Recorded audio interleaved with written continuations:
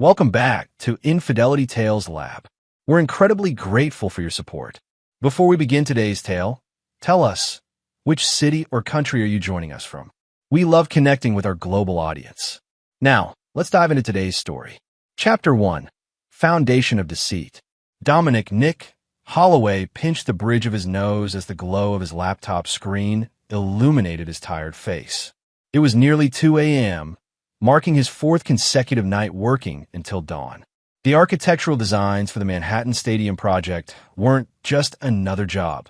They represented his chance to finally make partner at Apex Architectural Solutions.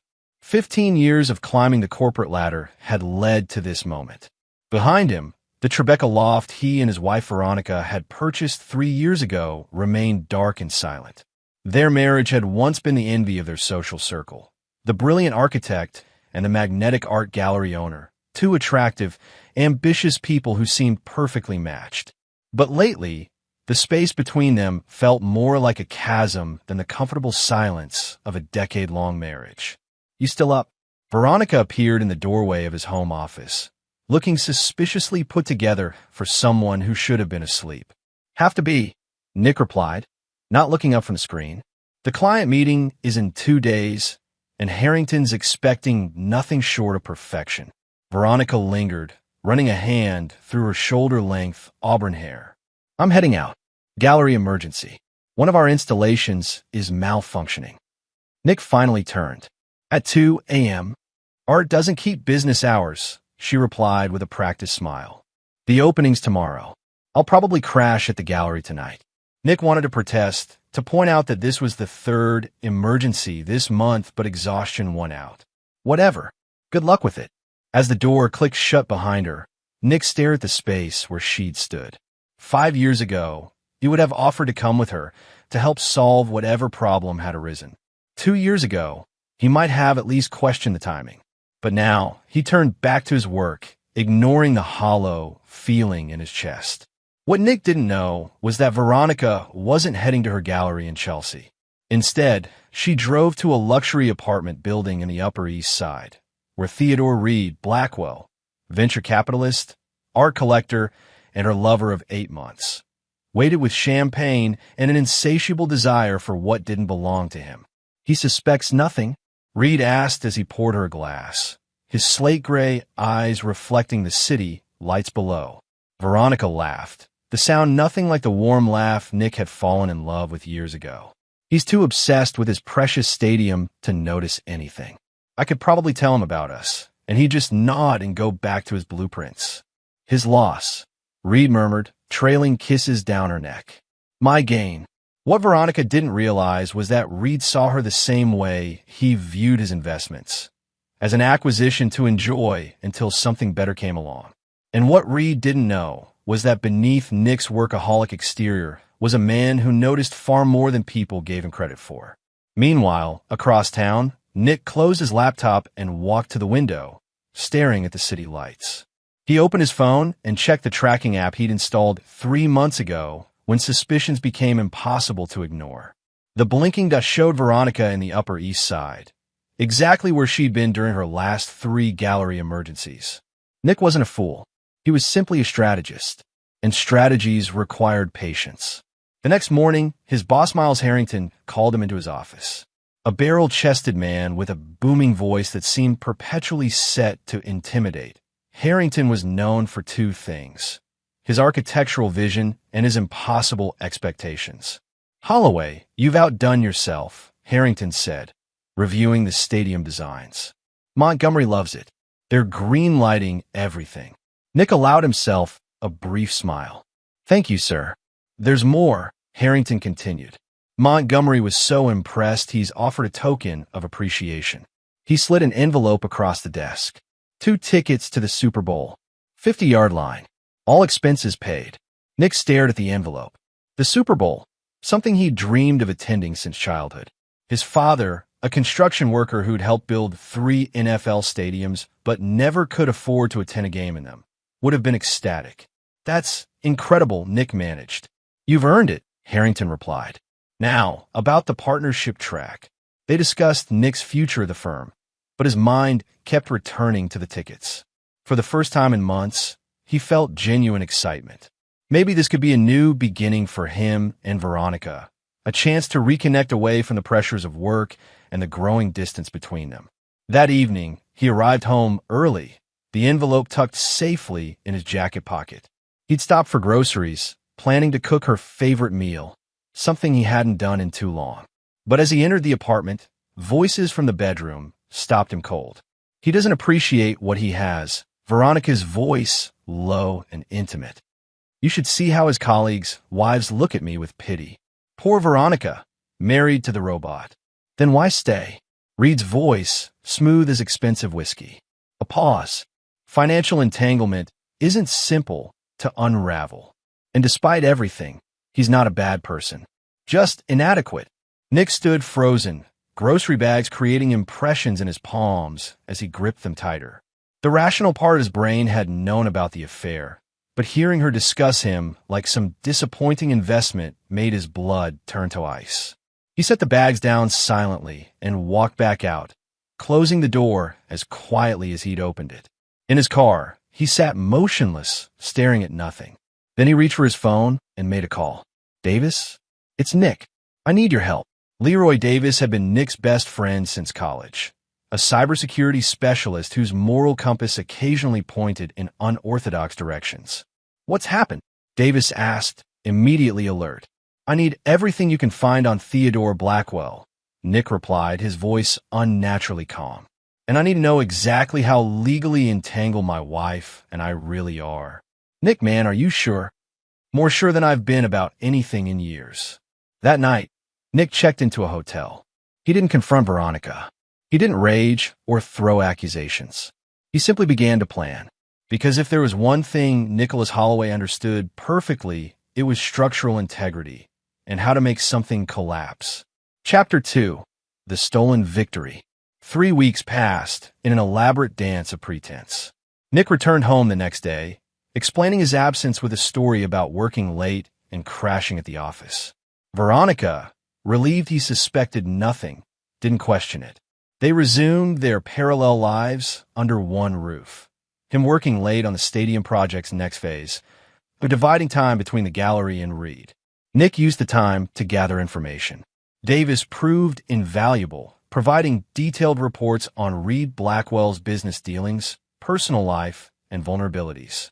The picture that emerged was of a man whose carefully cultivated image of success masked increasing financial desperation. 3 failed investments had left him overextended, using new investors' money to maintain appearances while frantically seeking the next big score. He's not just sleeping with your wife, Davis explained over drinks at a bar far from their usual haunts. He's been cultivating her client list. Some of her gallery's wealthiest patrons have recently invested in his newest venture.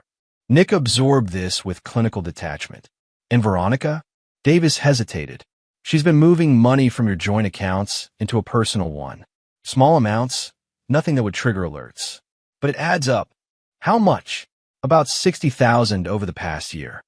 Nick nodded, taking a measured sip of his whiskey. What about the apartment? You're in better shape there. It's in both your names, but your contribution to the down payment was documented separately because of that inheritance from your dad. In a divorce, you'd have stronger claim to at least that portion. The pieces were falling into place. Nick wasn't just building a divorce strategy. He was constructing something far more intricate. Each piece of information was another component in a design only he could see in its entirety. At work, Nick received increasing recognition for the stadium project. Harrington had begun introducing him as our next partner at client meetings. The Super Bowl tickets remained in Nick's desk drawer, a reminder of what should have been a celebration, but had instead become a catalyst for what was to come. As January progressed, Nick casually mentioned the Super Bowl to Veronica over one of their rare shared dinners. Harrington gave me tickets as a bonus, he said, watching her reaction carefully. 50-yard line. All expenses paid. For the first time in months, he saw genuine interest in her eyes. That's impressive. When is it? February 2nd. I thought maybe we could make a weekend of it. Reconnect a bit. Veronica's smile didn't reach her eyes. That sounds wonderful. I'd love to. Later that night, Nick watched from the darkened home office as she made a phone call on the balcony, her animated gestures visible through the glass doors. He didn't need to hear the conversation to know she was telling Reed about the tickets. The next day, Nick accidentally left the Super Bowl tickets visible on his desk when he went to shower. When he returned, they were in the same spot, but he noticed the slight misalignment. The envelope no longer precisely where he'd left it. Veronica had looked at them, or possibly photographed them. 2 days later, Reed Blackwell made his move. He approached Nick at a gallery opening. Veronica's gallery, ironically enough, where Nick had made a rare appearance to maintain appearances. Nicholas Holloway. Reed extended his hand, all aristocratic confidence and practiced charm. I've heard great things about your stadium design. Revolutionary, I'm told. Nick shook his hand firmly, betraying nothing. Mr. Blackwell, your reputation precedes you as well. Please call me Reed. I'm a great admirer of forward thinkers. We should grab lunch sometime. I'm always looking for innovative architectural perspectives for my development projects. Nick smiled, the expression not reaching his eyes. I'd like that. For the next week, Reed orchestrated accidental meetings at Nick's favorite coffee shop, at the gym, even at a client site where Reed claimed to be considering an investment.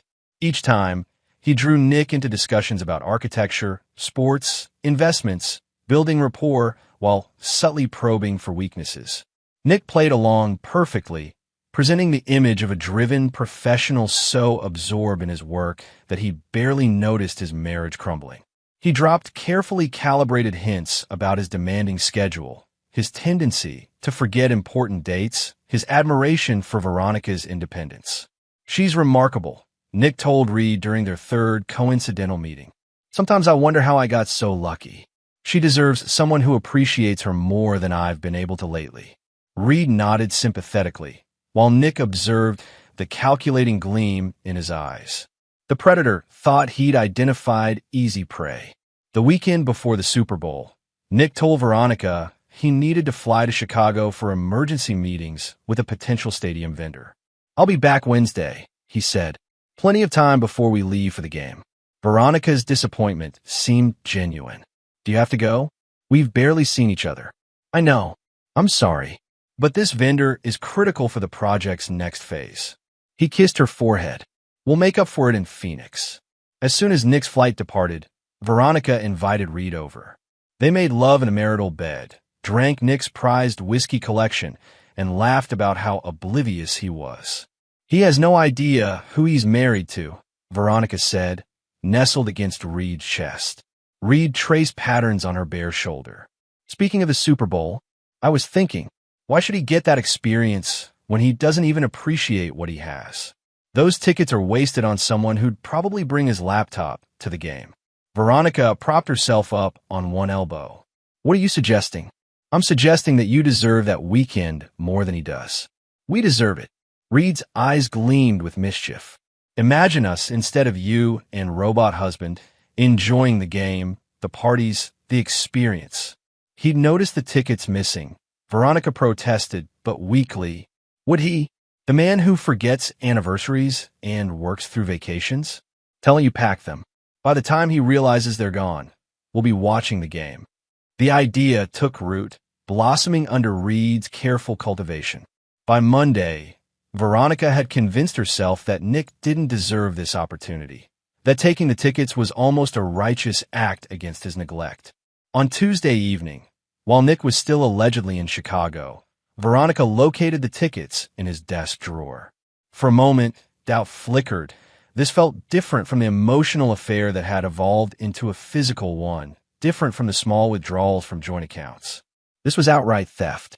Then she remembered Nick's repeated late nights, the forgotten birthday, the way he'd looked through her at their anniversary dinner while mentally reviewing blueprints. She took the tickets.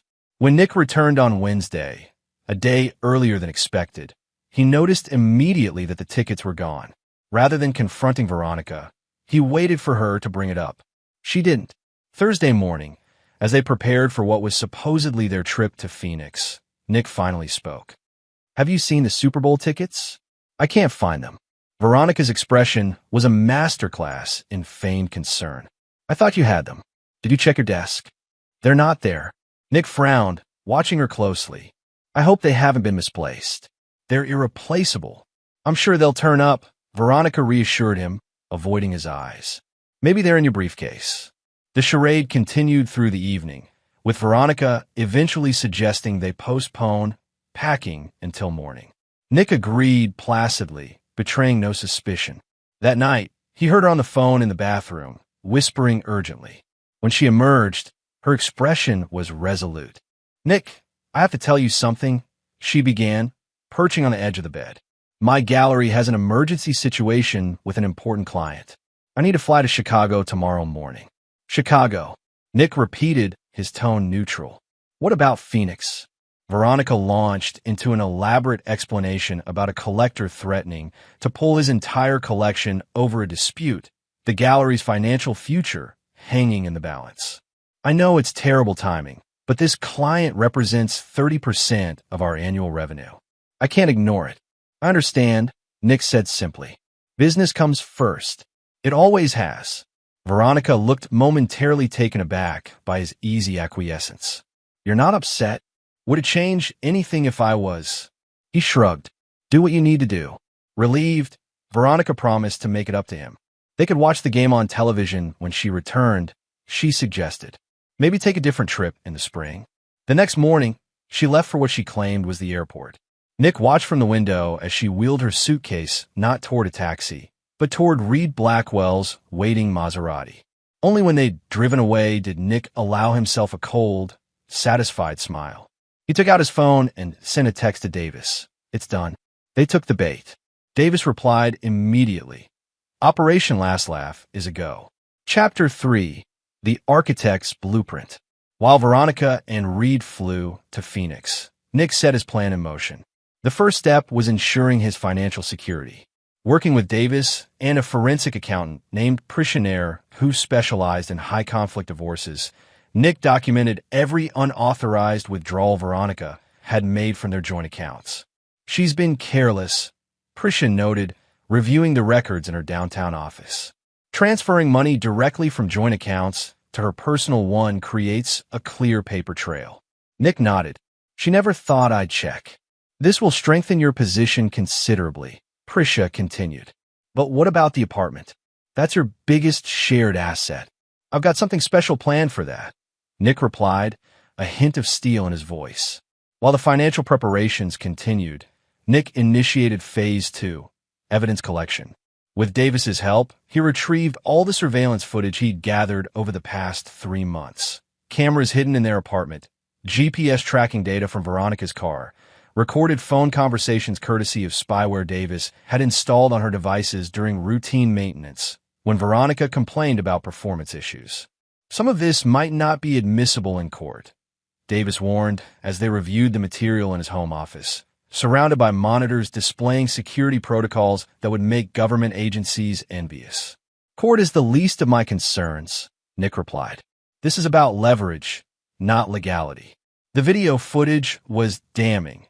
Veronica and Reed in intimate encounters throughout the apartment, including in Nick and Veronica's bed. The phone recordings captured their plotting, including explicit discussions about using Nick connections and resources to further their respective ambitions.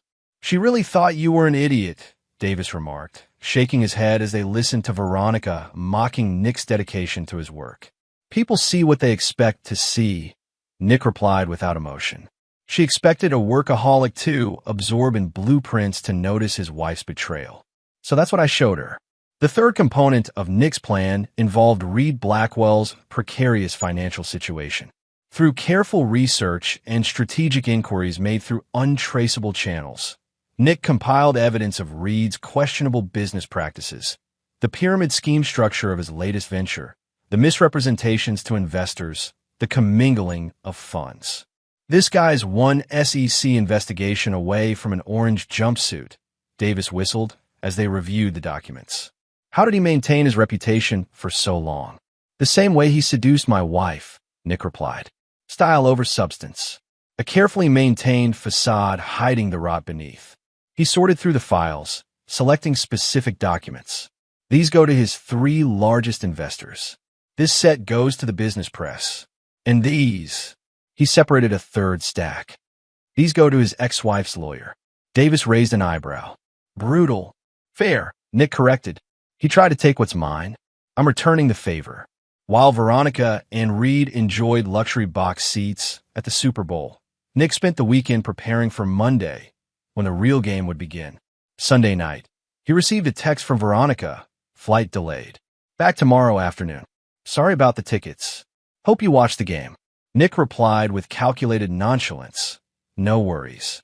Watch with Davis. Great game. Safe travels. She had no idea that while she'd been celebrating with Reed, Nick had been systematically dismantling the foundation of her comfortable life. Monday morning dawned clear and cold. Nick arrived at the office early, submitted his final designs for the stadium project's next phase, then met with Harrington.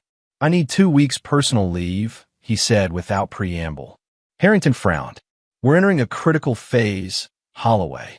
The timing isn't ideal. I've submitted everything required for the next month's work.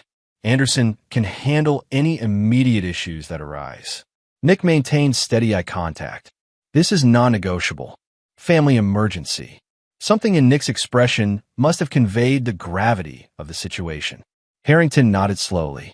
2 weeks. But I expect you reachable by phone. Understood.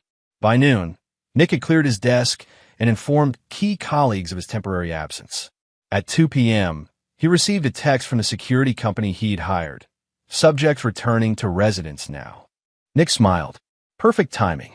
He arrived home just as Veronica was unpacking, her face flushed with lingering excitement from the weekend. She startled when he entered the bedroom. Nick, I thought you'd be at work. Clearly, his tone remained conversational, giving nothing away. How was Chicago?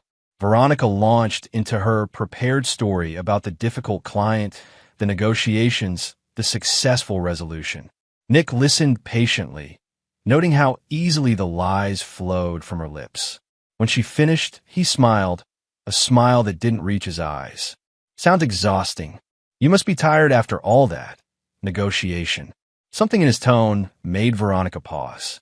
Is everything okay? You tell me. Nick reached into his pocket and removed his phone. Should we discuss the Super Bowl? I hear it was quite a game. 50-yard line seats would have provided an excellent view. Veronica's face drained of color. I don't. Save it.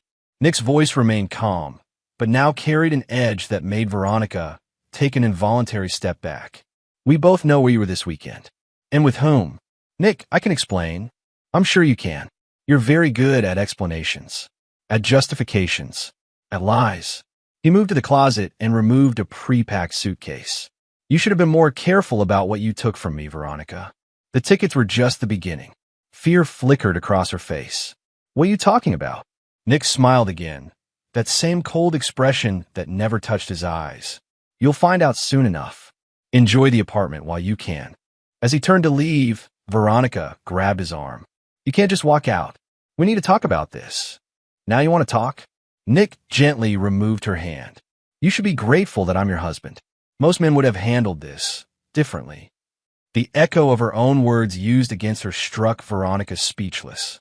I acted dumb and said, enjoy the game, Nick continued. But you had no idea how Monday would be fun. You really shouldn't have stolen those tickets, Veronica. They cost you far more than their face value. With that, Nick walked out, leaving Veronica staring after him in shocked silence. The first act of his revenge was complete, letting her know that he knew. The real destruction was yet to come. Chapter 4, Opening Gambit. Veronica's first instinct after Nick left was to call Reed. When he didn't answer, she tried again, then a third time, growing increasingly frantic. Finally, his assistant answered, informing her that Mr. Blackwell was in an emergency meeting with investors and couldn't be disturbed. Alone in the suddenly oppressive apartment, Veronica tried to assess the damage. Nick knew about the affair. He knew about the tickets. But how much more did he know? She logged into their joint bank accounts and was relieved to see the balances unchanged. Her separate account, where she'd been transferring small amounts, seemed secure as well. Perhaps Nick's threats were just that, threats from a wounded husband. She poured herself a glass of wine, trying to steady her nerves. By morning, he'd probably cool down. They could discuss divorce terms like rational adults. After all, Nick had always been reasonable, practical. What Veronica didn't know was that Nick had no intention of being reasonable. Not anymore. Across town, in a hotel suite Davis had secured under a false name, Nick initiated the next phase. First, he contacted Prissionaire. Time to freeze the joint accounts, he instructed, and proceed with the other financial measures we discussed. Next, he called Miles Harrington. I appreciate the personal leave, Nick said without preamble. But there's something else I need to discuss. It's about Theodore Blackwell, the venture capitalist. Harrington sounded surprised. What about him? He's been approaching our clients, using information obtained through inappropriate channels. Information that could only have come from internal Apex documents. There was a long pause. That's a serious accusation, Holloway. I have evidence. Nick's voice remained steady, and I believe it's just the tip of the iceberg. Blackwell's business practices warrant closer examination before Apex considers any collaboration. Another pause, longer this time. Send me what you have. And Holloway? This conversation never happened. Understood. Nick's third call was to Sylvia Blackwell, Reed's ex-wife who had received a surprisingly modest settlement in their divorce 3 years earlier. Mrs. Blackwell, my name is Nicholas Holloway. I have information about your ex-husband that may interest your legal team. By midnight, Nick had set 6 separate destruction sequences in motion, each designed to strike Reed and Veronica from different angles. Then he turned off his phone, took a sleeping pill, and got his first full night's rest in months. The next morning, Veronica awoke to financial chaos. Her cards were declined at Starbucks. When she called the bank, she discovered all joint accounts had been frozen pending investigation of suspicious activity. Her separate account remained accessible, but the modest balance wouldn't sustain her lifestyle for long. Her gallery assistant called next, panic evident in her voice.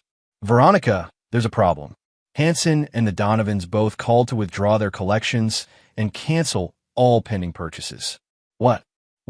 They wouldn't say exactly, but Hansen mentioned something about questionable business associations and potential legal complications.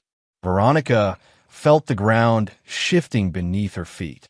Hansen and the Donovans were not only her biggest clients, but they were also recent investors in Reed's new venture. The timing couldn't be coincidence. When she finally reached Reed around noon, his usually smooth voice was strained. I can't talk now, he snapped. I'm dealing with a situation. Nick knows, Veronica said without preamble. About us. About the tickets. He's frozen our accounts. Reed's momentary silence spoke volumes. Has he contacted you directly? Made any specific threats or demands? No, he just left.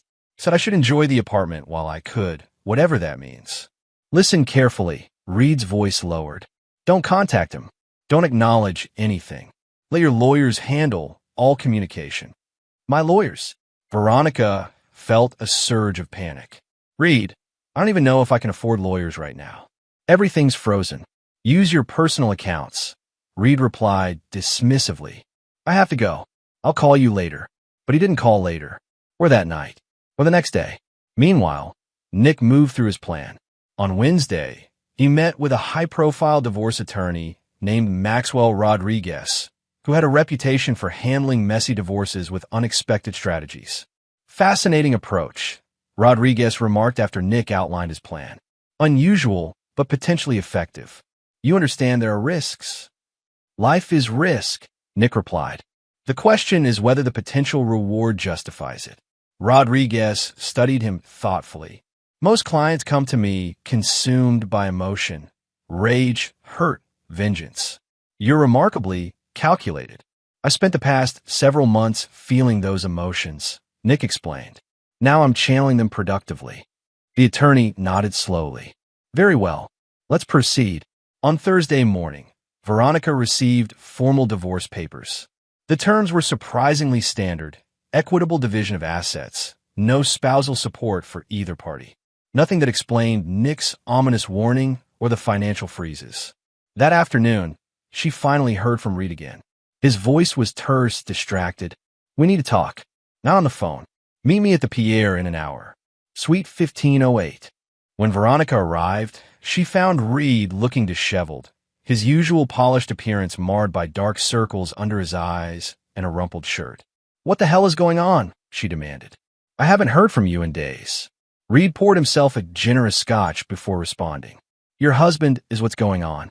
The quiet architect isn't as oblivious as you thought." He explained that 3 of his largest investors had simultaneously withdrawn their funding, citing concerns about management practices. The business press had begun asking pointed questions about the structure of his latest venture. Most alarmingly, his ex-wife's lawyers had filed motions to reopen their settlement based on newly discovered evidence of financial concealment. All of this started the day after we returned from Phoenix. Reed concluded. "The day your husband confronted you. That's not coincidence." Veronica sank onto the suite sofa. "What does this mean? For us?" Reed's laugh held no humor. "Us? Veronica, we need to be realistic. I'm fighting for my financial survival right now. My reputation is under attack. Us is a luxury I cannot afford." The casual cruelty of his dismissal struck her like a physical blow. "So that's it? When things get difficult, you just discard me." "Don't be dramatic." Reed drained his glass. "We had fun, but I'm not going to war with your husband when I'm already fighting on multiple fronts." As the full import of his words sank in, Veronica felt a surge of anger. "You pursued me. You convinced me to take those tickets. You promised." "I promised you a good time," Reed interrupted coldly, "and delivered. Anything else was your own projection." Veronica stared at him, suddenly seeing clearly what Nick had apparently seen all along. Reed Blackwell was nothing but carefully constructed facade, all charm and no substance. "My husband," she said slowly, "warned me that I'd pay more than the face value of those tickets. I think he meant both of us." Reed shrugged. "Perhaps, but I suspect you'll pay the higher price. After all, I only lose money. You lose everything." As Veronica left the hotel, she felt a creeping sense of dread. She had underestimated Nick catastrophically. The quiet, work-focused man she dismissed as boring and oblivious had been setting a trap, and she had walked into it with breathtaking naivete. Back at their apartment, she found another surprise waiting. A courier-delivered envelope contained information about an open house scheduled for Sunday. Their apartment was apparently on the market, though she had signed no listing agreement. When she called the real estate agency, the agent informed her that Nicholas Holloway had exclusive right to sell the property based on documentation they had on file. "But I'm his wife," Veronica protested. "I own half this apartment. According to our records, Mrs. Holloway, your husband's initial investment from his inheritance established controlling interest in the property. The documentation was quite clear." Veronica hung up, her mind racing. She vaguely remembered signing papers about Nick's inheritance when they purchased the apartment, but she'd been focused on interior design plans, not legal details. She needed legal help, but her usual attorney refused her call. Eventually, she reached a junior lawyer at a less prestigious firm who agreed to review her situation. "This is complex," the young attorney said after examining the documents Veronica provided. "Your husband appears to have been planning this for some time.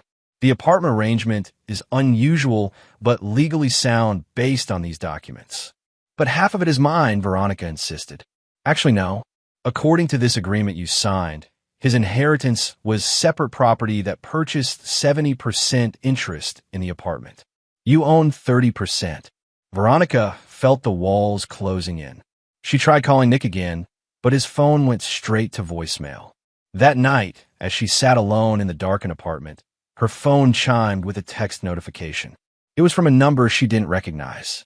"Check your email." Moments later, an email arrived from an anonymous account. The attachments were videos, dozens of them, showing her and Reed together in various locations throughout the apartment, including their marital bed. The final attachment was an audio file of her and Reed mocking Nick, planning the ticket theft, discussing their future. There was no accompanying message. None was needed. Veronica deleted the email with shaking hands, but the knowledge remained. Nick had evidence of everything. And based on his actions so far, he was just getting started. Chapter 5, Collateral Damage. By Friday, Veronica's world had contracted to a series of increasingly desperate damage control efforts. Her gallery assistant called to inform her that a health inspector had arrived, citing an anonymous tip about code violations. The resulting inspection found numerous issues requiring immediate, expensive remediation. Simultaneously, her largest artist withdrew his work, citing reputational concerns after receiving anonymous information about ethical irregularities in the gallery's business practices. 3 upcoming exhibitions canceled within hours of each other. When Veronica managed to reach her accountant, the news grew worse. The law firm handling her divorce was demanding a $25,000 retainer, but her personal accounts couldn't cover it. The gallery's operating account showed concerning discrepancies that would require immediate attention to avoid potential legal issues. It's as if someone went through your financial records with a fine-tooth comb, the accountant said, identifying every vulnerability and irregularity. Veronica knew exactly who that someone was. The detail-oriented architect who remembered every specification, every measurement, every flaw in a design. Nick had applied those same skills to dismantling her life. Her phone chimed with another text from the unknown number. Enjoying the apartment? She didn't respond, though her hand trembled with rage as she deleted the message. Meanwhile, across town, Nick sat in Maxwell Rodriguez's office, reviewing the latest developments. The financial freezes have been effective, Rodriguez noted. Her credit cards have been declined multiple times in the past 48 hours. The gallery situation is deteriorating rapidly. Nick nodded, and Blackwell, in full retreat. His investors have called for an emergency audit. 2 board members have resigned. The SEC hasn't formally announced an investigation, but sources indicate it's imminent. Perfect. Nick's expression remained impassive. And the apartment showing? Scheduled for Sunday as planned. We've already received 3 expressions of interest based on the preliminary listing. Nick allowed himself a small smile. Excellent. Now about the gallery lease. Rodriguez raised an eyebrow. That's where things get complicated. The lease is solely in her name. Your leverage there is limited. I don't need leverage, Nick replied. I need information. Specifically about her landlord. Understanding dawned on Rodriguez's face. You're thinking of purchasing the building. I'm thinking of discussing some necessary renovations with the current owner, Nick corrected. Renovations that might require terminating current leases. Rodriguez made a note. I'll have the information by this afternoon. As Nick left the attorney's office, his phone rang, Davis with an update on the surveillance. She's unraveling, Davis reported. Try to call Blackwell 6 times in the past hour. He's not answering. She's contacted 3 different attorneys. The first 2 declined to represent her after receiving certain anonymous information packets. And the third, junior associate at Kleinman and Weber. Green, inexperienced. Perfect. Nick nodded, though Davis couldn't see it. And the other matter? The safe deposit box. Accessed this morning as instructed. Contents verified and secured. Good. Keep monitoring. Let me know if anything changes. Nick's next stop was a nondescript office building in Midtown, where he met with Harvey Winston, a private investigator whose services Davis had recommended. Mr. Holloway, Winston greeted him, his weathered face impassive. Your friend explained the situation. Unusual request, but doable. Discretion is essential, Nick emphasized. No traces, no witnesses. That's why I charge premium rates, Winston replied with a thin smile. Speaking of which, Nick handed him an envelope containing cash. Half now, half upon completion. Winston nodded. I'll need 48 hours. The timing must be precise for maximum impact. You'll have it. Just make sure everything is documented exactly as we discussed. As Nick left the meeting, he felt a momentary pang, not of regret, but of recognition. He had become someone he wouldn't have recognized a year ago. The man who had once believed in fairness, in second chances, in the fundamental decency of people, had been systematically replaced by someone colder, harder, more ruthless. But that transformation hadn't happened overnight. It had happened gradually, with each discovered lie, each betrayal, each moment of calculated cruelty from the woman who had vowed to love him. His phone buzzed with a text from an unfamiliar number. "You've made your point. Let's talk." V. Nick deleted it without responding. The time for talking had ended months ago. Sunday arrived with picture-perfect weather for an open house. Nick arranged to observe remotely through the security system he'd installed.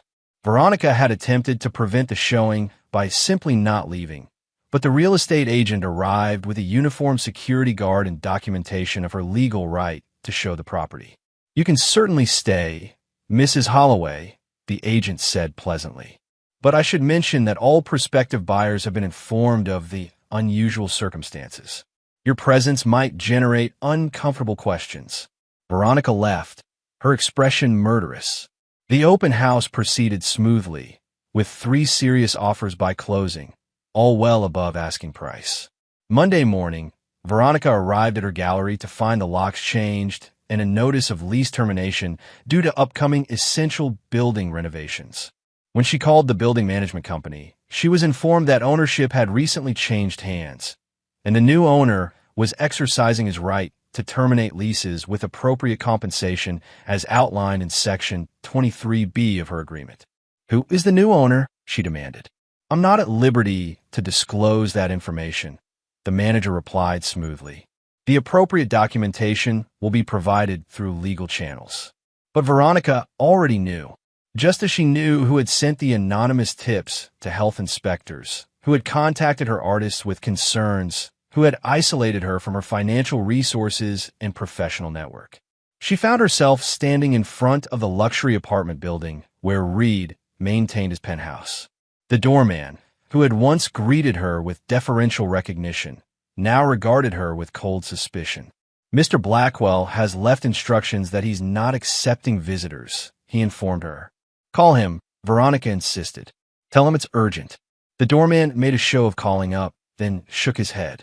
"Mr. Blackwell is unavailable." As she turned to leave, she noticed a woman being escorted into the building, tall, elegantly dressed, with a confident bearing of old money. With a shock, Veronica recognized Sylvia Blackwell, Reed's ex-wife. The final dismissal from Reed came via text later that day. "My attorneys advise no further contact. This situation has become untenable. I wish you well." Veronica stared at the message, understanding with crystal clarity that Reed had cut her loose completely. The man who had pursued her relentlessly, who had whispered promises of a future together, had discarded her at the first sign of trouble. In desperation, she went to Nick's office building. The security guard in the lobby called up, then shook his head. "Mr. Holloway is unavailable," he said, echoing the doorman's earlier words. "Tell him his wife is here," Veronica insisted. The guard's expression remained impassive. "He left specific instructions regarding you, Mrs. Holloway. I'm not authorized to allow you upstairs." Defeated, Veronica returned to the apartment, only to find movers packing up Nick's belongings under the supervision of a stern-faced woman who introduced herself as Mr. Holloway's personal assistant. "What is happening?" Veronica demanded.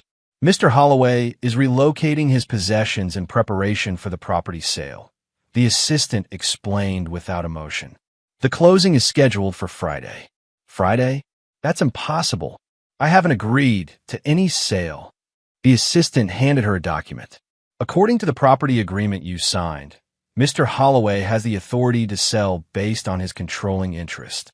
Your signature isn't required, though you will receive your 30% share of the proceeds after outstanding obligations are settled." Veronica sank onto a chair, watching as strangers efficiently packed away the life she had shared with Nick. Every item seemed to mock her. The artwork they had selected together, the furniture they had argued over, the photographs from happier times. As the last box was carried out, the assistant handed Veronica another envelope. "Mr. Holloway asked me to deliver this personally." Inside was a single sheet of paper containing bank account information and a brief note. "Your share of the apartment sale will be deposited here. The gallery contents have been placed in storage at this address. Storage fees are paid for 30 days. No signature, no explanation, just the cold, practical details of dismantling their shared life. That night, Alone in the half-empty apartment, Veronica received one final text from the unknown number. You thought you knew what you were taking from me. You had no idea what I could take from you. This time, she responded, was any of it real? Us. The reply came swiftly, as real as your Chicago emergency. Veronica stared at the words until her vision blurred with tears, not of sadness, but of rage. Nick had reduced their decade together to a transaction, a game of taking and being taken from. And he was winning. But games had rules, and rules could be broken. In the darkness of what had once been their home, Veronica began to formulate her own plan. If Nick wanted war, she would give him war. She might have lost the opening battles, but she had one advantage he might not anticipate. She had nothing left to lose. Chapter 6. Desperate Measures. By Wednesday, Veronica had exhausted her limited financial resources. Her credit cards remained frozen, her personal accounts drained by urgent legal retainers and daily expenses. The gallery, her pride in professional identity, was effectively gone, its contents relegated to a storage unit like discarded furniture. Reed had blocked her number. Her parents, who'd never approved of her marriage to Nick, an architect, darling, you could have had anyone, were traveling in Asia and unreachable. Friends had become suddenly busy when she called, her social circle evaporating as rumors of her personal and professional collapse spread through their shared networks. Desperation drove her to one last option. Margot Sutherland, her older sister with whom she'd maintained a strained relationship since their mother's contentious estate division 5 years earlier. I need help, Veronica admitted, pride dissolving under necessity as they sat in Margot's modest Queens apartment. Just temporarily. Alone until I can access my share of the apartment sale. Margot studied her with the same direct gaze that had always made Veronica uncomfortable, as if her sister could see through her carefully constructed facade to the mess beneath. What happened? Margot asked simply. Veronica attempted an edited version. Financial disagreements with Nick, unexpected gallery issues, temporary setbacks. But under Margot's steady gaze, the truth spilled out. The affair, the stolen tickets, Nick's dismantling of her life. Jesus, Veronica, Margot breathed when she finished. What did you expect? Not this. Veronica gestured helplessly. Nick was always so reasonable, controlled. I never thought he'd respond like a human being. Margot shook her head. You humiliated and betrayed him, stole from him, mocked him with your lover. Did you think he'd just sign divorce papers and walk away? Veronica flinched at her sister's blunt assessment. I need to fight back. He's destroyed everything. No, Margot corrected. He's taken back what you tried to take from him. There's a difference. Will you help me or not? Veronica snapped, patience fraying. Margot sighed. I'll let you stay here until you sort things out, and I can loan you enough to cover basics. But if you're planning some revenge scheme, count me out. I just need to survive until Friday, Veronica assured her. Once the apartment sale closes, I'll have resources again. What she didn't tell Margot was that survival was only the first step. The second was retribution. Across town, Nick was finishing his meeting with Harrington when his assistant interrupted with an urgent message. Davis called, she said quietly. He says it's about the fox in the hen house. Said you'd understand. Nick excused himself immediately. Outside Harrington's office, he called Davis. What happened? Someone tried to access your private server, Davis reported. 3 failed attempts, then success on the 4th. They downloaded several files before I cut the connection. Nick frowned. IP address. Routed through a VPN, but the pattern matches previous access from your home network. I'm guessing Veronica found your password. Impossible. I changed everything. Did you clear browser data on the home computer? Nick mentally reviewed his security protocols. No. I took my laptops and phone, but the desktop in the home office. Probably had saved passwords or credential files, Davis finished. Rookie mistake, buddy. What do they access? Primarily financial documents. Banking information, investment accounts, the stadium project files. A pause. And the photos, Nick? The backup of the evidence files. Nick absorbed this with growing concern. Lock everything down. Change all passwords, security questions, everything. And send me a detailed list of exactly what was accessed. After hanging up, Nick immediately called Rodriguez. We have a complication. Veronica accessed sensitive files. We need to move up our timeline. Rodriguez sounded alarmed. The apartment closing isn't until Friday. The divorce filing has specific timing requirements for her. I don't care, Nick interrupted. She's found information that could be damaging if used correctly. We need to complete everything before she can weaponize it. After arranging for Rodriguez to expedite their legal proceedings, Nick contacted Winston, the private investigator. The timetable has changed, he explained. We need to move now. Winston's gravelly voice registered no surprise. The documentation is ready, but rushing the delivery increases the risk. I'll double your fee, Nick offered. Just make sure it happens tonight. Next, Nick called the real estate attorney handling the apartment sale. I need the closing moved up to tomorrow. Emergency situation. Mr. Holloway, that's highly irregular. The buyers need time to offer them a 5% discount if they can close tomorrow, Nick interrupted. 10% if necessary. The attorney hesitated. I'll see what I can do, but I can't promise. Make it happen, Nick insisted. Whatever it takes. As Nick orchestrated these changes, Veronica was using her limited window of access to Nick's files. Before Davis cut the connection, she had downloaded significant documentation. Not just financial records, but emails between Nick and Davis discussing their surveillance operation, communications with Rodriguez outlining the revenge strategy, and most crucially, evidence of potentially illegal methods used to gather information. He's not as careful as he thinks, Veronica muttered as she sorted through the files on Margot's laptop. Though the revenge plan was methodical, its execution had left traces, evidence that could potentially be used against Nick if properly leveraged. She composed a careful email to her attorney, attaching selected documents that suggested Nick's actions crossed legal boundaries. Review immediately, she wrote. Potential for countersuit based on illegal surveillance, financial coercion, and tortious interference. What Veronica didn't realize was that Nick had anticipated this move. The file she'd accessed contained subtle modifications. Dates altered, conversations edited, context removed. Without the encryption keys Davis had implemented, the documents appeared incriminating but were essentially useless as evidence.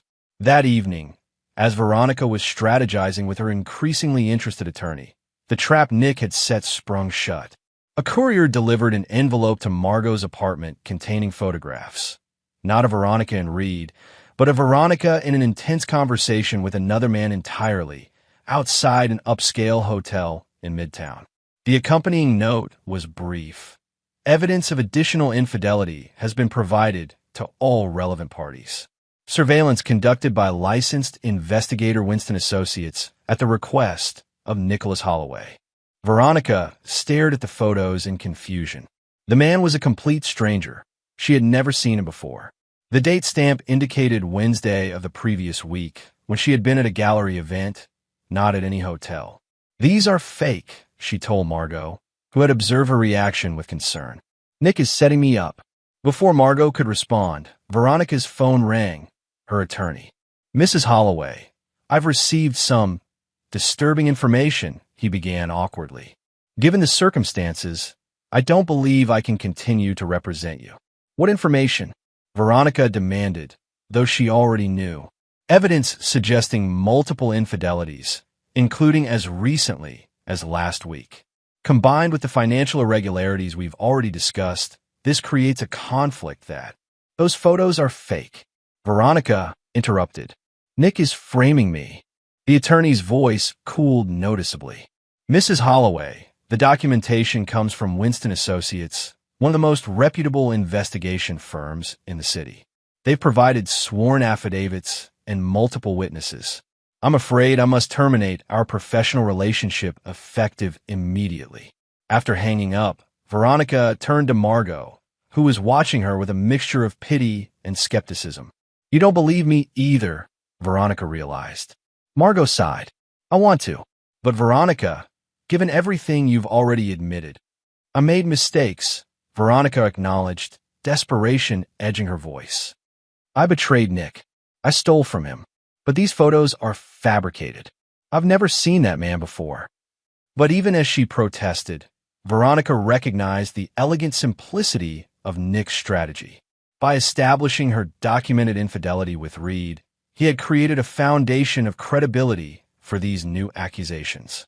Who would believe her denials when her previous deceptions were already confirmed? Her phone chimed with another text from the unknown number. Check your email. Final offer. The email contained a revised divorce settlement, significantly less favorable than the original. Her share of the apartment proceeds reduced to 15%. No alimony. Complete release of all claims against Nicholas Holloway in exchange for withdrawal of all documented evidence of multiple infidelities and financial improprieties. The message was clear. Accept these terms or face complete destruction. In that moment, something broke in Veronica, the last remnant of the woman who had once shared dreams and built a life with Nicholas Holloway.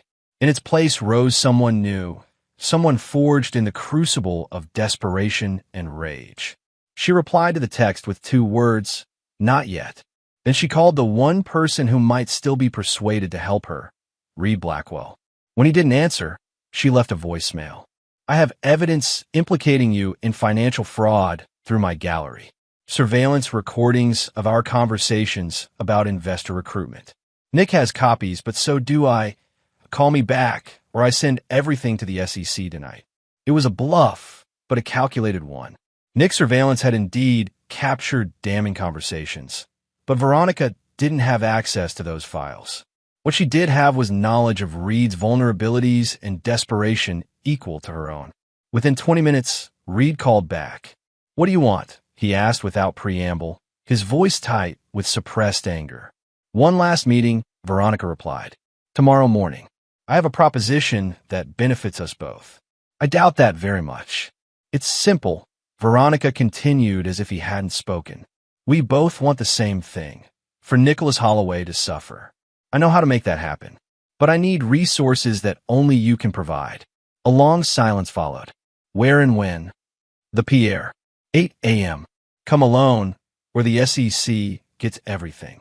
After hanging up, Veronica turned to find Margot watching her with concern. "What are you doing?" Margot asked quietly. "Surviving," Veronica replied.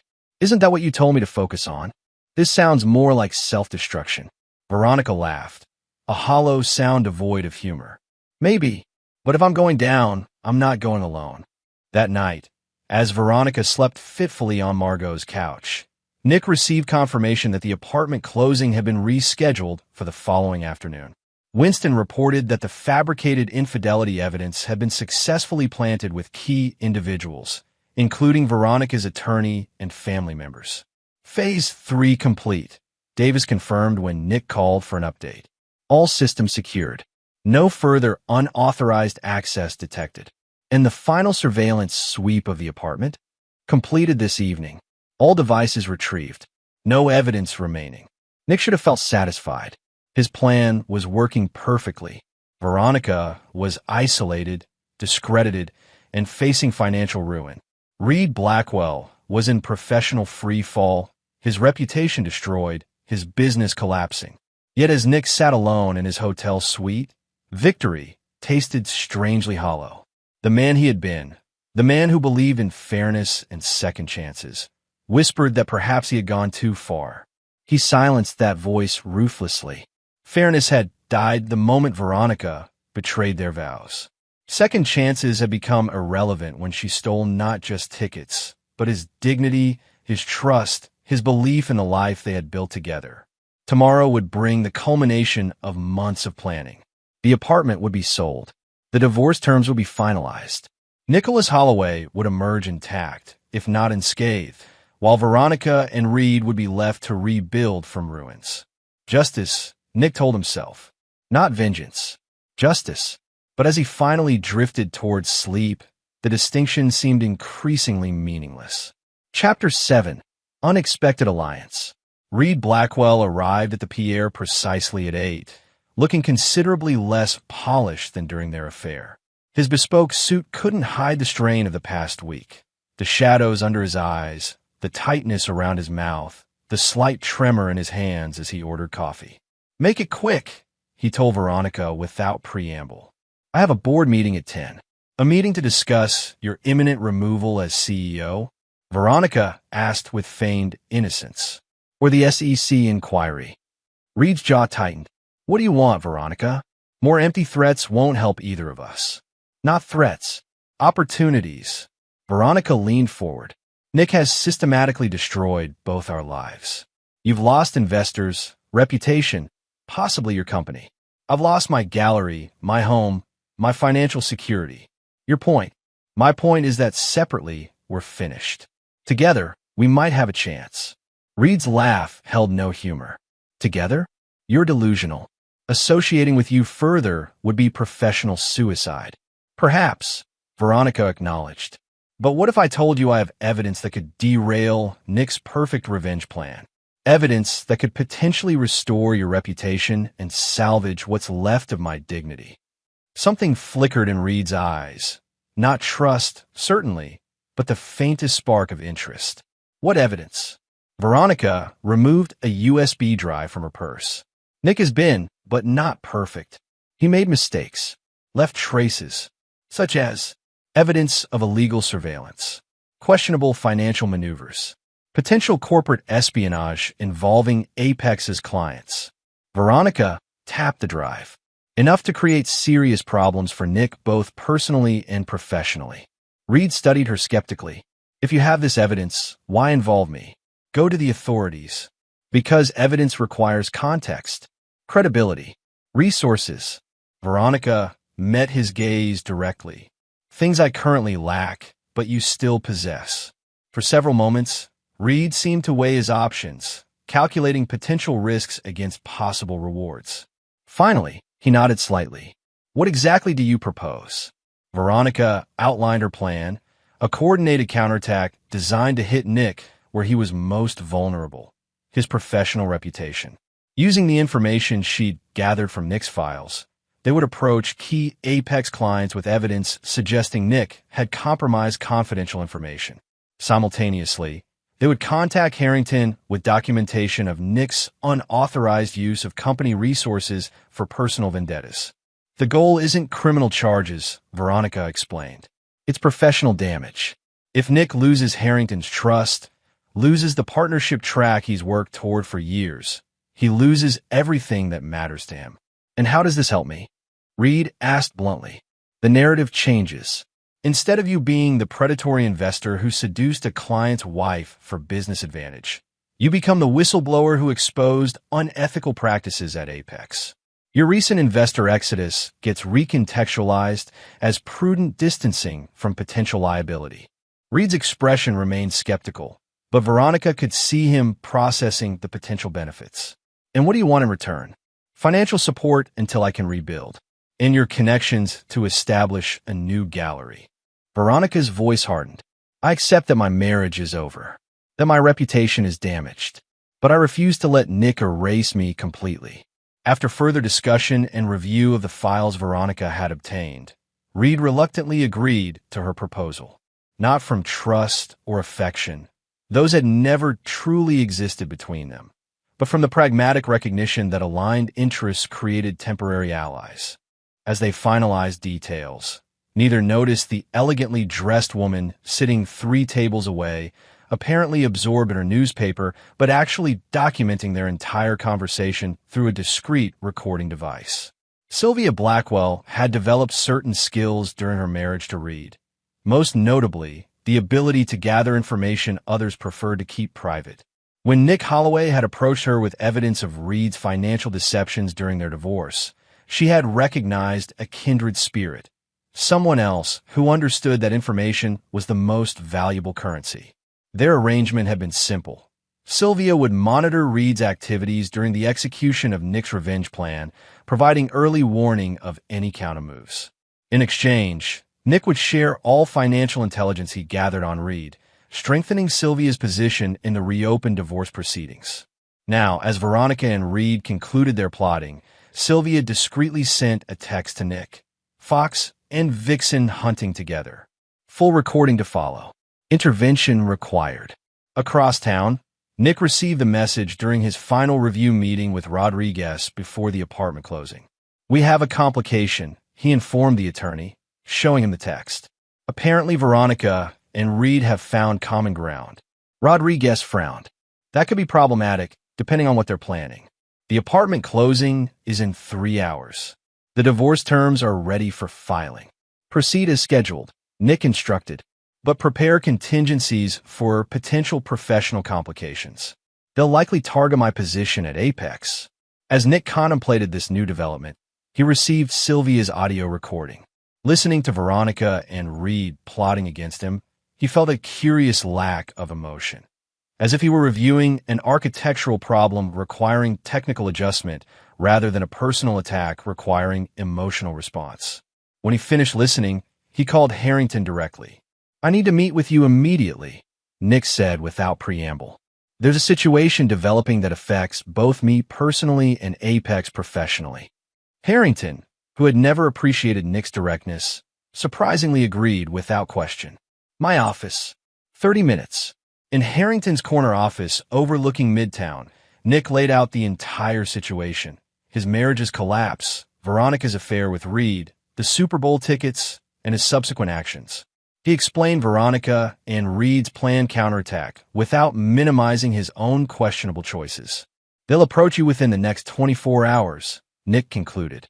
"They'll present evidence suggesting I used Apex resources inappropriately and compromised client confidentiality." Harrington had listened silently, his expression unreadable. Now he leaned back in his chair, studying Nick with unexpected intensity. "Why tell me this?" he asked finally. "You could have denied everything when they came forward." "Because denial would require lying to you," Nick replied simply. "And because I respect you too much for that." Harrington nodded slowly. "And did you use company resources for this personal vendetta?" "Yes," Nick admitted. "I used my access to client information to identify Reed's business connections. I leveraged relationships I developed through Apex to isolate him professionally." "That's a serious breach of ethics, Holloway." "I know." Harrington fell silent again, his fingers forming a steeple as he considered the implications. Finally, he spoke. "5 years ago, my wife had an affair with my brother." The statement was delivered flatly, without inflection. "I discovered it during our 20th anniversary celebration. They hadn't been as careful as they thought." Nick said nothing, recognizing the moment required silence. "I wanted to destroy them both," Harrington continued. "Planned it meticulously. Researched ways to dismantle my brother's medical practice. Considered revealing my wife's history of depression to gain custody of our children." He sighed heavily. "In the end, I couldn't go through with it. Not because I forgave them, but because executing that level of destruction would have required becoming someone I couldn't live with." He fixed Nick with a penetrating stare. "You crossed lines I stepped back from. Used skills and resources entrusted to you by this firm to wage a personal war. That can't go unanswered." Nick nodded, accepting the inevitable. "I understand. I'll submit my resignation immediately." "I didn't say that," Harrington replied. "I said it can't go unanswered. There will be consequences, professionally speaking. The partnership track is off the table, at least for now.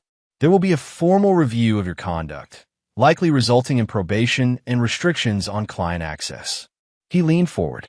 "But Apex doesn't discard valuable assets without consideration. You made serious errors in judgment, Holloway, but you also came forward voluntarily. That counts for something." Relief mingled with regret in Nick's chest. "Thank you." "Don't thank me yet," Harrington warned. "When Blackwell and your wife make their move, there will still be fallout. The best I can offer is the opportunity to weather it rather than immediate termination." As Nick left Harrington's office, he felt an unexpected lightness. The professional consequences were significant but survivable. More importantly, by preemptively disclosing everything, he had removed Veronica and Reed's primary weapon. His phone buzzed with a text from Rodriguez. "Apartment closing in 90 minutes. All parties confirmed." One more piece falling into place. Nick allowed himself a small smile as he headed toward the closing meeting. The game wasn't finished, but he remained several moves ahead. What Nick couldn't know was that Veronica had developed a contingency plan of her own, one that targeted not his professional standing, but something far more personal. Chapter 8: Backfire. The apartment closing proceeded smoothly, with Veronica conspicuously absent. Her attorney, a new one secured through Reed's connections, attended to protect her interests, but raised no substantive objections to the terms. By 3 o'clock, the transaction was complete. Nick's dismantling of their shared life had reached its penultimate stage. As he left the closing, Rodriguez updated him on the divorce filing. Everything's in order. Given the evidence we've compiled, I expect minimal resistance. We should have final judgment within 60 days. Nick nodded, satisfied with the progress, but conscious that Veronica and Reed's counterattack remained a wild card. Harrington's warning echoed in his mind.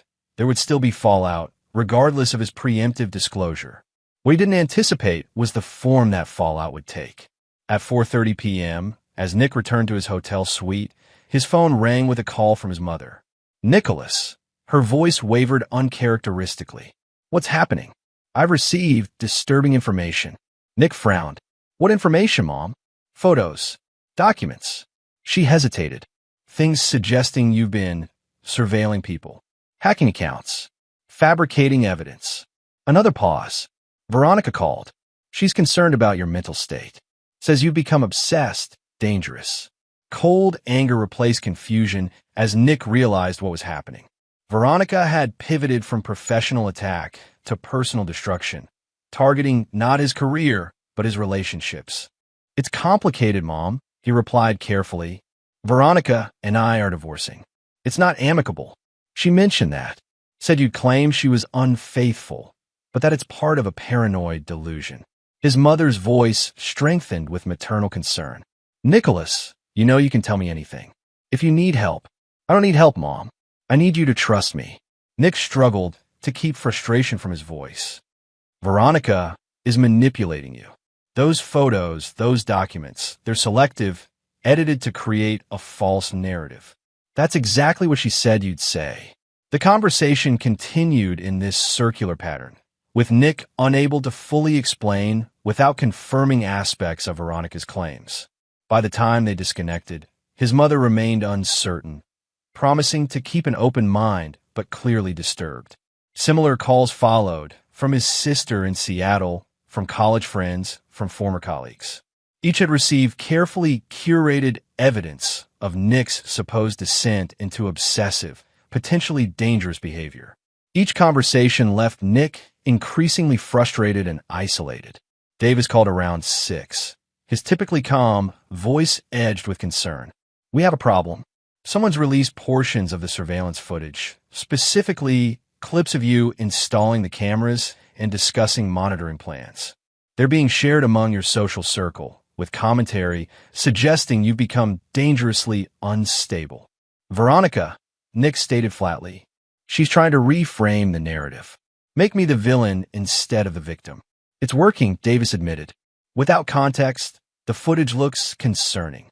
Several people have contacted me asking if you're okay, if you need professional help." Nick closed his eyes, recognizing the elegant simplicity of Veronica's strategy. She couldn't fight the evidence of her infidelity, so instead, she was weaponizing Nick's response to it. By selectively sharing aspects of his surveillance operation without the context of her betrayal, she transformed his revenge into the disturbing behavior of an unhinged husband. "What about Reed?" Nick asked. "Any movement on that front?" "Nothing direct," Davis replied. "But there are rumors circulating within investment circles about Apex's internal issues and potential client confidentiality concerns. It's subtle, but it's happening." Nick absorbed this information, recognizing that while his preemptive disclosure to Harrington had mitigated professional damage, the personal assault was just beginning. His phone chimed with a text from the number he'd used to contact Veronica.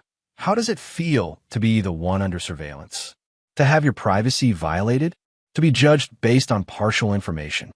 For the first time since initiating his revenge plan, Nick felt control slipping. Veronica had found his vulnerability, not his career, not his finances, but his reputation among those who mattered to him personally. He didn't respond to the text. Instead, he called Rodriguez. "We need to accelerate everything," Nick instructed. "File for emergency hearing on the divorce terms.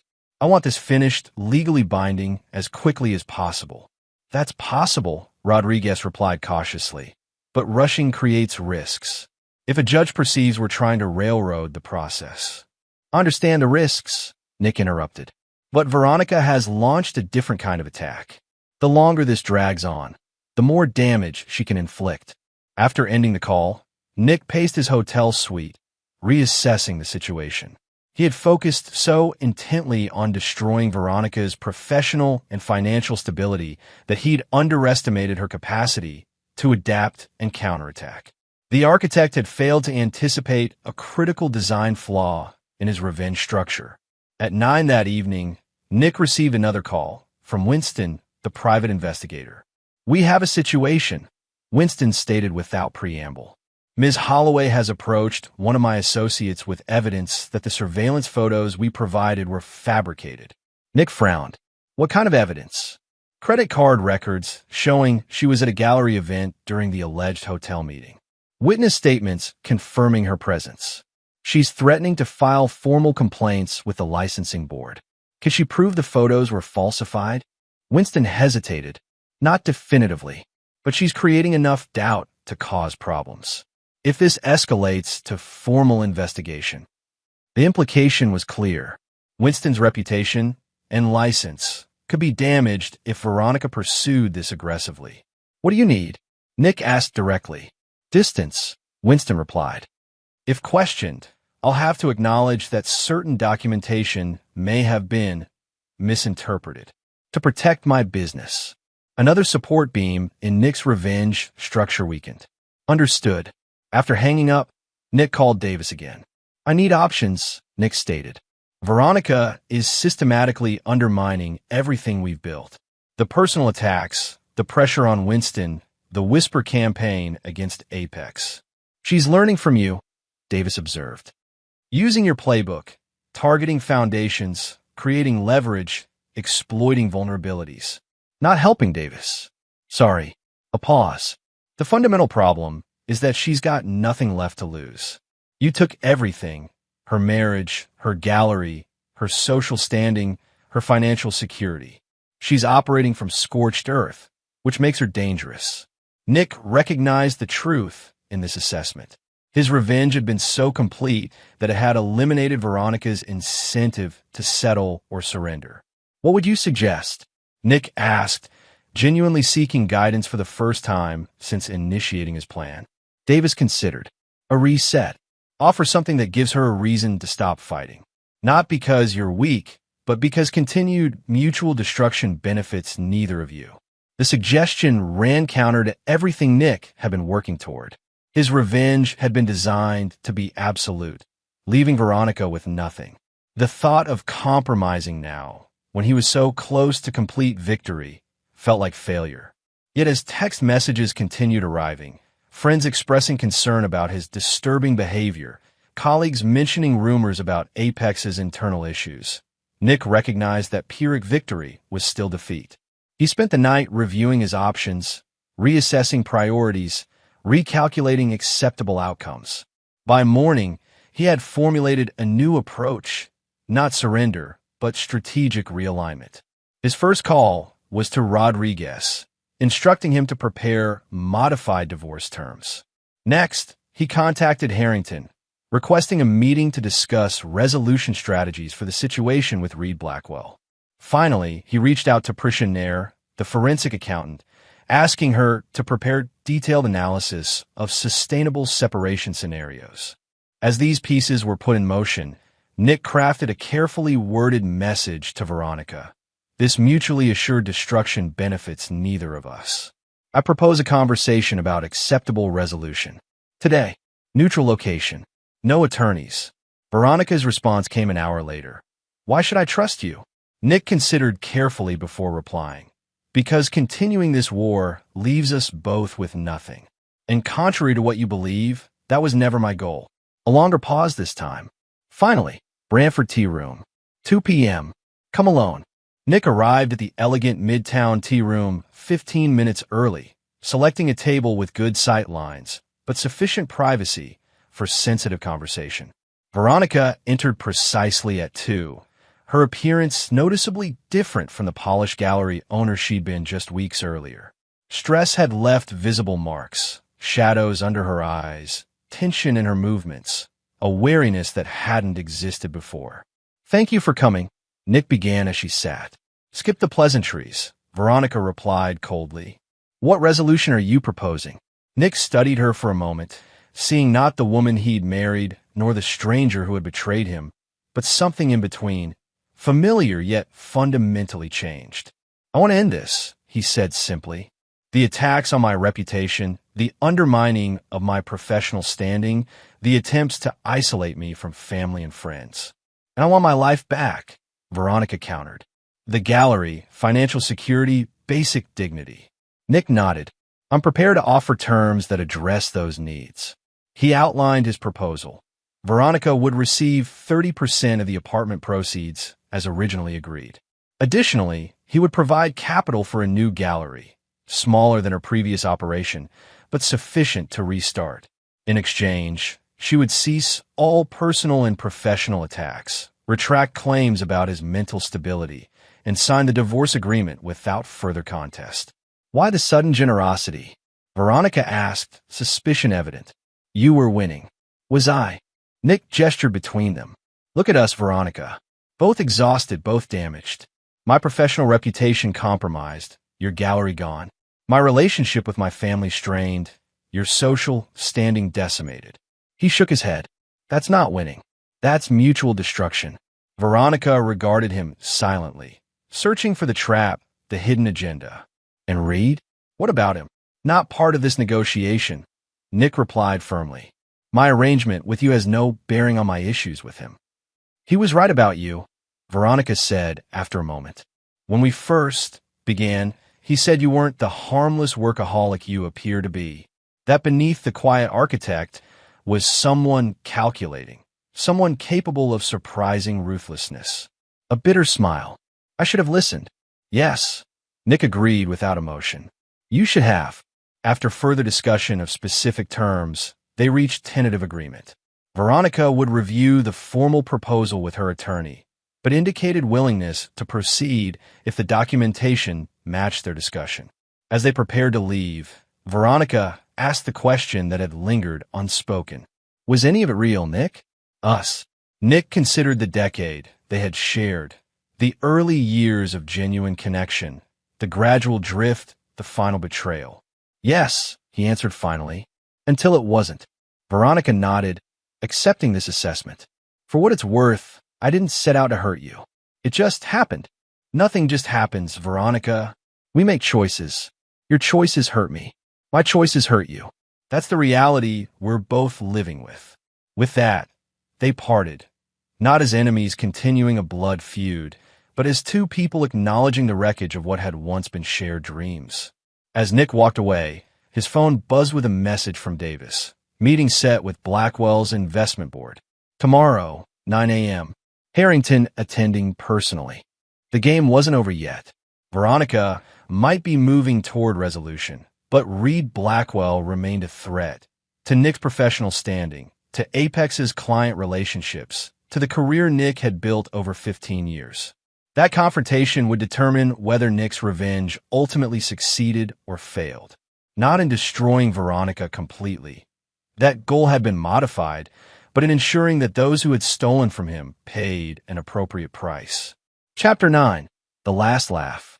The conference room at Blackwell Ventures exuded wealth and power. Panoramic views of Manhattan, leather chairs that cost more than most people's monthly rent, art selected not just for aesthetic appeal, but for investment potential. Around the massive table sat Reed's board members, 8 men and women whose combined net worth exceeded several $billions. Nick and Harrington were kept waiting precisely 17 minutes. Not long enough to be overtly insulting, but sufficient to establish hierarchy. When they were finally ushered in, Reed stood at the head of the table, projecting confidence despite the strain evident in his posture. Gentlemen, Reed greeted them with practiced cordiality.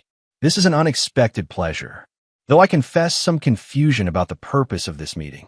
Harrington, imposing in his tailored suit and commanding presence, took control immediately. Mr. Blackwell, I'll be direct. Disturbing information has reached me suggesting improper access to Apex's confidential client information. Information that appears to have been used in your investment strategies. Reed's expression registered surprise, quickly masked. That's a serious allegation, Mr. Harrington. One without foundation. On the contrary, Harrington countered, nodding to Nick, who distributed folders to each board member. We have documented evidence of specific client data being accessed and subsequently appearing in Blackwell Ventures investment pitches. The correlation is concerning. As board members reviewed the materials, Reed's composure slipped slightly. These documents prove nothing. Any similarities are coincidental. Perhaps, Harrington conceded, but the SEC tends to investigate coincidences quite thoroughly, as does the Department of Justice. The implied threat hung in the air like smoke. Board members exchanged glances, their earlier expressions of mild curiosity shifting toward alarm. "What exactly are you suggesting happened?" asked Eleanor Winters, the board chairwoman whose family had been in banking for 4 generations. Nick spoke for the first time. "We believe Mr. Blackwell obtained confidential information through inappropriate channels and used it to target Apex clients for investment opportunities." "What channels?" Eleanor pressed, her gaze sharp with assessment. Nick met her eyes directly. "A personal relationship with someone connected to Apex." Understanding dawned on several faces. Reed's affair with Veronica wasn't widely known, but rumors had circulated among Manhattan's elite social circles. Reed attempted to regain control. "These accusations are baseless. Part of a personal vendetta by Mr. Holloway, whose wife and I have a relationship." Nick corrected quietly. Past tense. Eleanor Winters leaned forward.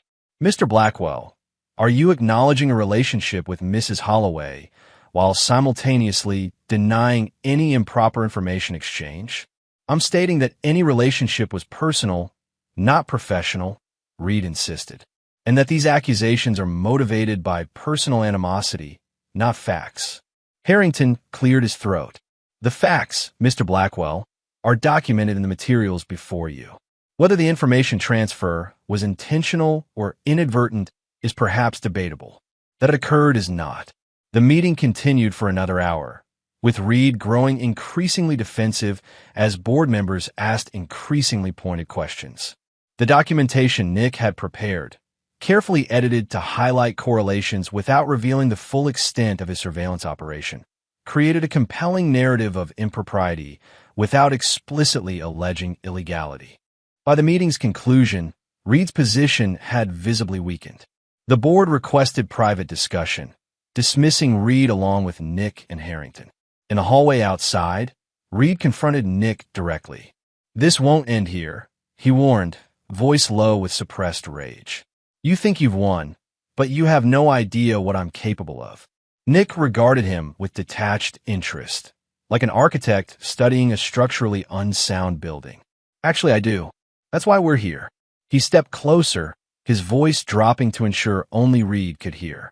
"You took something from me. Something valuable. Did you really think there wouldn't be consequences?" "The tickets," Reed sneered.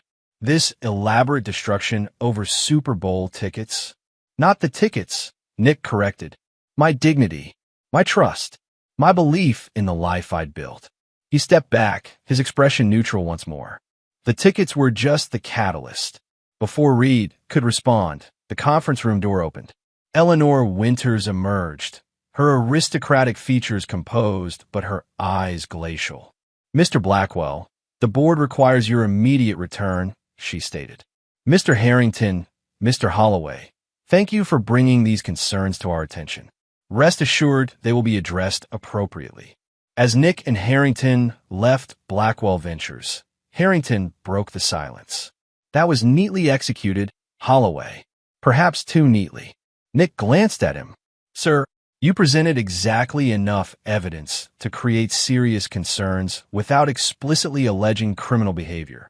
Harrington's tone was evaluative, not accusatory. Surgical precision. I'm an architect, Nick replied simply. Precision is essential. Indeed, Harrington studied him thoughtfully. The probation stands Holloway. 6 months. The partnership track will require reevaluation after that period. But I'm inclined to believe you've learned something valuable from this situation. Nick nodded, accepting these terms without protest. The professional consequences were significant but survivable. More importantly, Reed Blackwell's downfall was now inevitable. Not through Nick's direct action, but through the natural consequences of the board's investigation. Over the next week, events unfolded of a well-designed mechanism. Reed was placed on administrative leave, pending review of his activities. 3 days later, Blackwell Ventures announced his resignation to pursue other opportunities.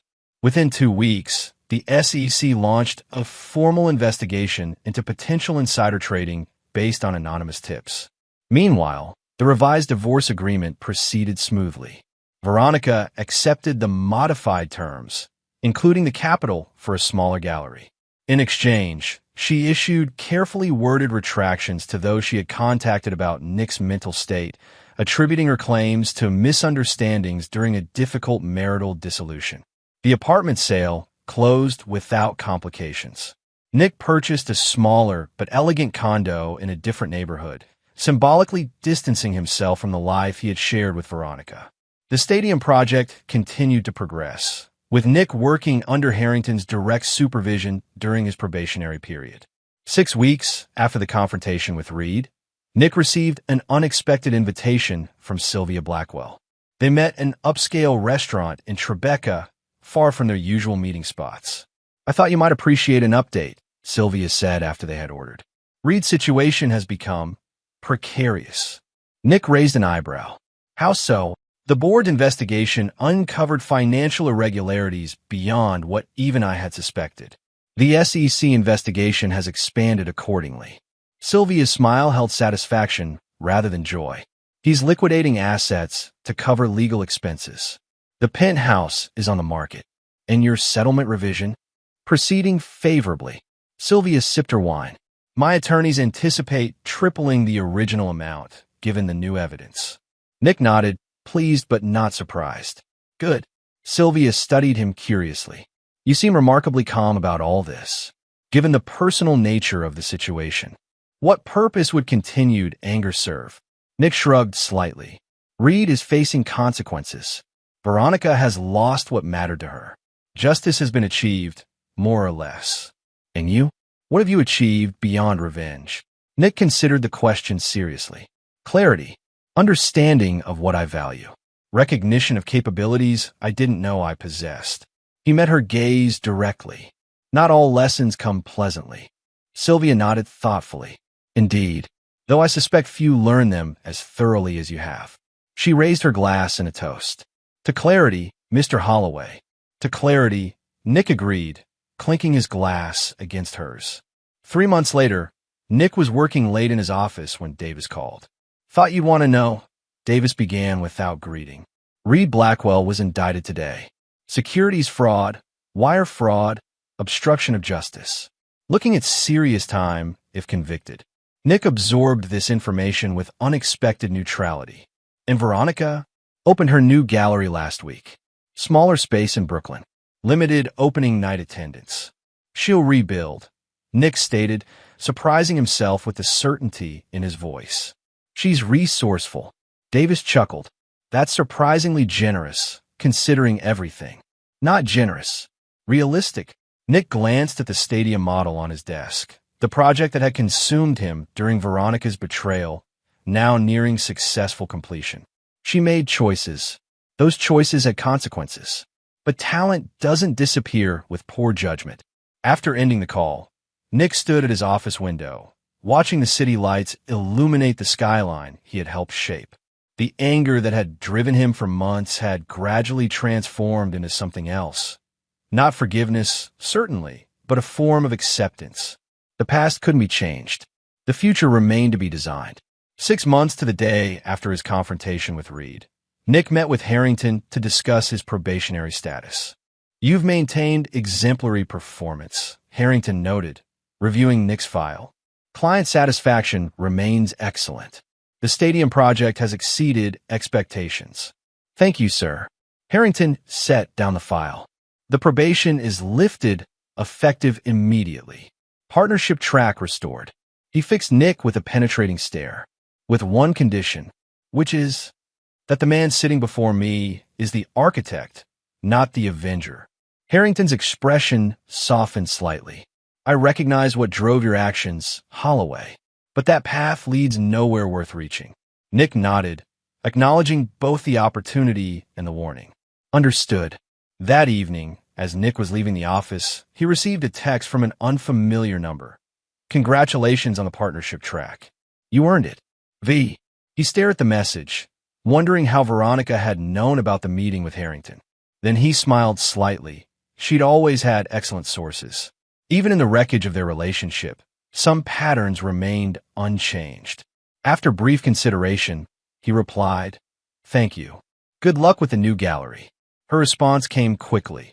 "Does this mean we're being civilized now?" Nick thought carefully before answering. "It means we're moving forward. Separately, but without unnecessary hostility." "I can work with that," she replied. Then, after a pause, "For what it's worth, I am sorry. Not just for getting caught, for the choices I made." Nick stood motionless on the sidewalk, pedestrians flowing around him as he considered her words. The man he'd been a year ago might have rejected this olive branch outright. The man he had become during his revenge campaign might have dismissed it as manipulation. The man he was now, shaped by betrayal, by rage, by the execution of meticulous revenge, and finally by the recognition that destruction alone brought no satisfaction, typed one last response. Acknowledged. "Good night, Veronica." As he walked toward the subway, Nick felt a weight lifting, not completely, perhaps never completely, but significantly. He had survived the betrayal. He had executed his revenge. He had reconstructed his professional life. Most importantly, he had recognized when to stop, when to step back from the abyss of mutual destruction. The Super Bowl tickets, symbols of recognition, of accomplishment, of celebration, had been stolen along with his trust and dignity. But in the complex architecture of consequence that followed, Nick had ultimately secured something more valuable. The knowledge that he could be ruthless when necessary without being consumed by that ruthlessness. Some might call that growth. Nick, with the precision that defined his professional approach, recognized it as something simpler. The last laugh wasn't about destroying others, but about refusing to be destroyed yourself.